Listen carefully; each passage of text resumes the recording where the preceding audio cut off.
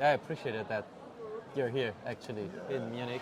Yeah, Because I know it's not easy as a father. No, but you know what I've tried to help my kids to understand is there's not just one thing you love. Yeah. There's different parts of you that make the whole of you. And sometimes you can romanticize that if I just had this one thing all the time, because I had a chance to sell the business a couple times. And every time I've gotten close to it, I've been like, well, what am I going to do? And then like, yeah, I got more time with my kids. I got more time to do some other things, but like they go to school. Yeah. So then what am I going to do? And I feel like that emptiness Yeah.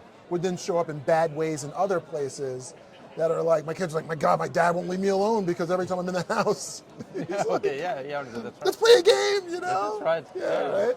Yeah, and you got to be prepared. I mean, my daughter's 12, so when I go to work and sit on the train with her, I'm not allowed to sit next to her anymore. No. It's like, Daddy, you can go now. At 12. So so it's good that we have something to do. Yeah. Seriously. Because you romanticize, like, yeah. And then they get older and they're like, No. I don't want to hang out with you. And then you're like, well, I don't have a company to work in anymore. Yeah, then you gotta let them go. Yeah. That's true. Cool. All right. So I'll ask you a few questions. Sure. So thanks for your keynote. Of course. It's really awesome. You said like the elephant in the room. That's the LLMs, and now as SEOs, we're like you said, SEO thinking will get us through. Yeah. Right. So yeah. don't believe that 25% of SEO traffic will decline. We're all doomed. Yep. What is SEO thinking for you? Great question.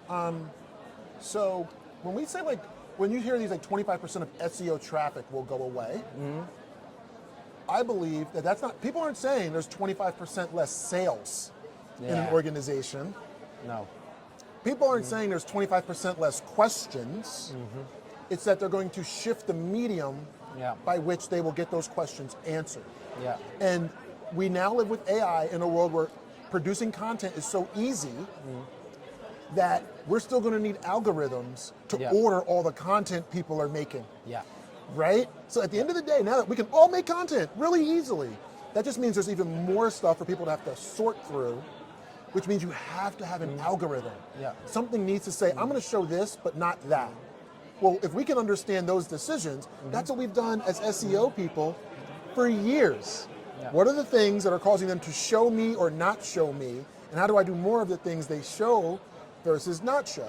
And I would say more than any other digital marketing channel, we are the ones that are most in the dark and are most comfortable being in the dark with how these things work. Yes. Yeah. And now we're even more in the dark with measurement, right? I know. And that's what Rand said in his keynote. Like, I took notes like reject attribution, even reject measurement, focus on the big numbers, look for opportunities that are hard to measure. Yep. I mean, you're a data-driven person. Yeah. So what's your view on this? I have the gut feeling that Rand has a point, certainly, but there's another view on this, right? I think so. So two sides. Well, because what's the phrase I want to use? Like, I'm in the field, like I'm working with clients day to day. And because I work with clients, I see how hard it is for them to do something remarkable. Yeah. So to me, I think, while Rand is right, I think there's another way of looking at that. So for me lately, if I'm being honest with you, I've been focused on social very aggressively for Seer's own brand. Yes. And I believe that social is where people vote. Now I know there's algorithms there too, but like if we put something out into the world and it's like nobody really did much with it, then I know it's probably average content. Yeah. And I'll try to re-promote it once or twice. Yeah. But then if that content is average, it's probably an average answer. It's the ones that stand out and get traction that I think now it's like, okay, people care about this. So then it will end up in other places where people are looking for answers because people are voting with their thumbs up, their comments, etc. Yes. So I think, to me, when I'm looking at like what I should do next, everything I do right now is I use social as a way to validate what people care about. And then once I know what they care about, then I double down on those things. So that brings me to the question, like, you're VP Innovation at Seer Interactive, Yep. right? How do you validate which innovation is sustainable, right? And you Not can do well. it through, Not well. but you, I've wasted a lot of money trying to build new things. And I think what I've learned is I'm not a product guy. I had to learn to become more like one because product people try to validate or invalidate their ideas as soon as possible. yeah, Also, I talk about a lot of things. Like, it's interesting. Like, I am rewarded in our industry by talking about things that people aren't doing. yes, So then my mind goes on, well, I need to build stuff people aren't talking about, people aren't doing. That's really bad as a product leader, is because, like, when I bring certain things to our industry, I'm like, nobody's talking about this. Yeah. Well, that means there's no market for it.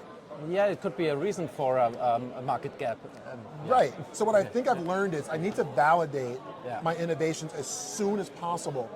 And it's even little things like I'll set something up that I don't even have fully built out yet to see if anybody cares first on social.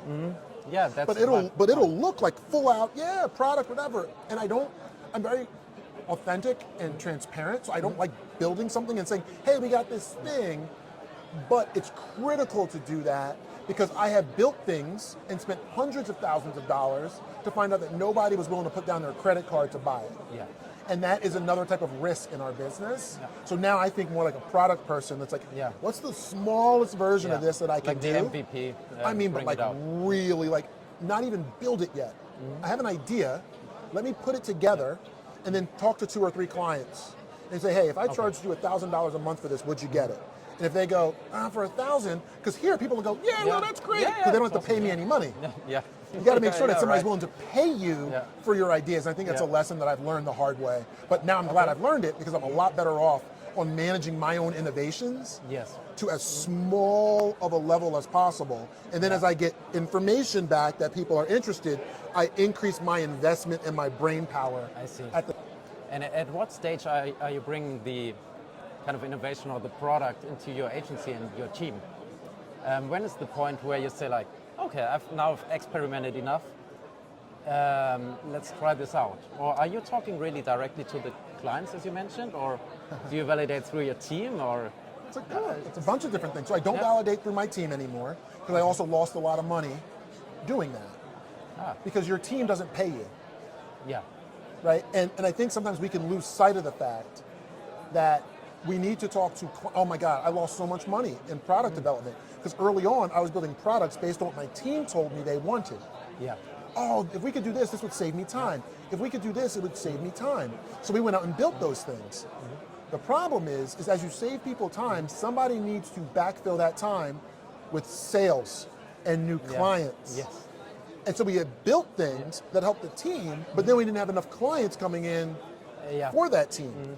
So what I've learned is I need to take my innovations directly to clients because then I can ask you, will you pay me for this? I can't go to a team member and say, hey, Max, I built this new thing.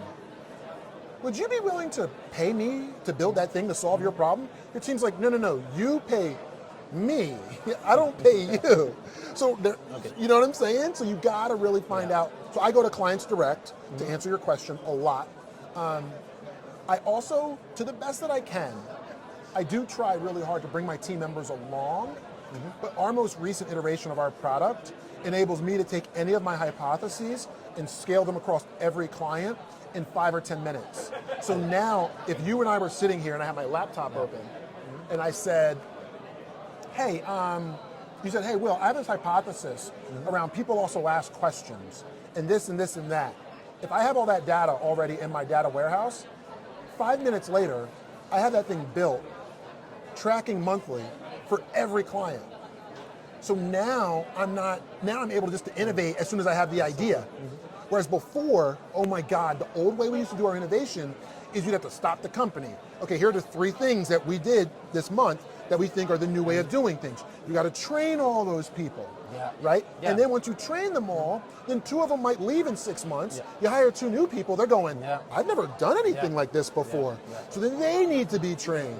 And now we've just cut out a lot of that middle part and just said, I can go in, open the laptop, validate a hypothesis, see what the numbers look like, and roll. Oh, that's awesome. Yeah, it's Cool. great. But you seem to have a lot of freedom. I mean, you're an agency owner with a lot of freedom. That's a rare species. Yeah. How did you manage that? I mean, you're asking good ones.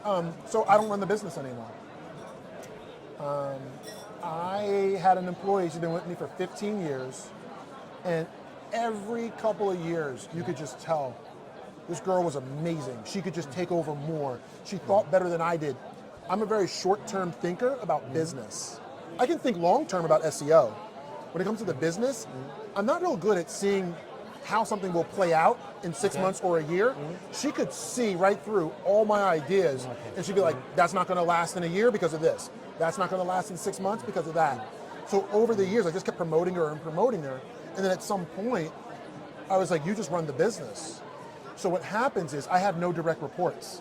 yeah, perfect. Because she manages all the leaders in the company and just reports into me, so therefore I can do all kinds of work. The other thing is I like working with my clients still, which is very different for a lot of agency owners. You're like, oh my God, I got to get on this client call.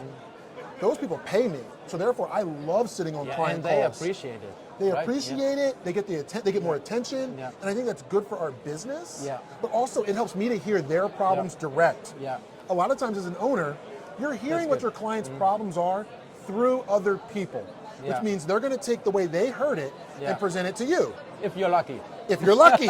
If not, they don't. Yeah. If you're lucky. Yeah. So for me, I'm like, oh, I can hear from them direct. Yeah. And now I can hear their problems directly. Yeah. And I also, that's why I love recording sales calls. Because now when you're recording your sales calls, you're able to hear things, and you're going, did we talk to them about this? So really, really helpful. Cool, that's good. As agencies, are we talking too little about and with our clients? Because what I see is that many agencies, they talk a lot about themselves and our process and becoming B Corp and doing this and doing that. You seem to talk a lot with your clients, right? I do. I have 5, I am the account person on 4 clients right now, where I am the direct account person because I have a new thing that I built that I think creates value. And I don't want, I could have built it and then sold it and then had somebody else run it. But it's too early. I'm still, remember I was talking about how being like a little bit more lean and how I'm thinking? I don't want to go and hire a team to run this because I'm not sure if the product is as good as I hope. I was able to sell it, but can we really deliver? And I want to be on the front lines to hear their direct feedback. So last night I spent 2 hours building out dashboards for a client to solve one of their problems. But then I got an email from that client that went, I'm so glad we signed this project with you. You guys solved this problem, you solved this problem for me in 20 minutes. This VP was giving me a hard time, you had an answer for me in an hour. So now I'm getting that direct feedback back. And then I go, and a lot of times we look so much for compliments that a team member might say, oh great, we got praise from the client. I don't want praise. I go, what was the moment at which you knew that this was worth investing in? Oh, when you guys did this thing. Now that thing creates value. Let me spend more time on that thing, scale that thing. Versus, yay, the client's happy. No, why are they happy? What did they see? What's making them feel this was a good investment? And I want to hear that direct because I'm still trying to make sure I understand the value that we drive. And then once I get through 5 or 10 clients like that, then I'll hand that part off. But it's been, I came up with the idea, then I had to sell the idea, sold the clients, then I'm working the actual projects myself so I can get that direct feedback, because then if I get enough of that, I'll know how much to invest my real money in, so I don't over-invest too early, and I know where the value is had and seen by the clients. A lot of times as agencies, we think the value we create is one thing, but then the client comes in and is like, no, the reason why I love you guys is because of this thing over here, and you're like, nobody's telling me that. That's interesting. How long have you been with Seer? When did you found Seer Interactive? I found it in 2002. And you're so energetic. So what is it that drives you? I mean, what if you have a tattoo that you mentioned that on LinkedIn, right? Yeah. That says enough. I have the word enough. You right know there. you're enough. No, it's that I have enough. That you know that you have enough. Because I think as a business owner, it's so easy to fall into the trap of more. Grow. Well, why grow? For what purpose? And so often it's really ego driven, and that's okay. I'm not knocking anyone for that. But for me, I wanted a reminder that like, Wil, you can't, you got 2 kids. Yeah. I have 2 kids. Yeah. I'm at a position, thankfully, that I have enough financially from the business. So if I'm here, or if I don't go to a soccer game or something, for a lot of entrepreneurs, you're like, I could not make that game because I have to go to work and make money for our family. I don't need to work to make money for the family. I just love my job. You love your job. Which is a different conversation with your child. Yeah. So that's why the enough thing is my reminder that like, I'm not here because I need leads, I have to grow the business to keep my family secure. It's like, all that's already been handled. So why am I here? It's like, well, because I love my job. And that enables me to have a conversation with my children around loving your job. It's a good thing about loving what you do in general, right? And not having to do something, but you're like, I want to do this. Why did you choose to become a B Corp? I mean, is it like, sorry, to rephrase, like, you've done a lot already. I mean, you do a lot of volunteering work. You give back to the community. Why then the B Corp certification? Is it like, okay, now we have a framework and what we do to move forward? Or what was the reason? The reason was, so you've been through it. Yeah. When you download that assessment for the first time, and you look at all these questions, you're like, I have not thought about a lot of these things. In my heart, in your heart, we're trying to do the right thing for our team members, our clients, our community, and we were doing that to the best that I could, or the best that I know how to. But man, that process asks you a lot of questions, and it really makes you look within at other places where you can do more good that you were just not thinking about. So actually, I think a lot of the value of going through the B Corp certification isn't necessarily in getting the certification. No, it's in questioning yourself and your values and going, I never thought that I could do these things. I haven't thought about intentionally about these things. So that was the real value for me. But it creates, I think it's a good signal to employees. Yeah. You know, from external, our internal employees know that we care. Externally, I think people can look at that and say, they've gone through some vetting of are they who they say they are in their blog posts. Yeah, and you're committed in the constitution, or in the You're committed to a stakeholder approach, not only benefit the shareholders, right? So to me, it's the perfect solution for our world and capitalism. So to balance it out, right? Because we have a stock market, and the stock market tells you how companies are doing and what they're, you know, and they have a quarterly report, so people are telling them what they're working on, what they believe, and people are held to a certain standard. If you're reporting your revenues, there is nothing that helps to hold a standard for people who go, I care about the community, I care about the environment, I care about my stakeholders. There is no like, okay, well then, how do we really know? What's the scoreboard, right?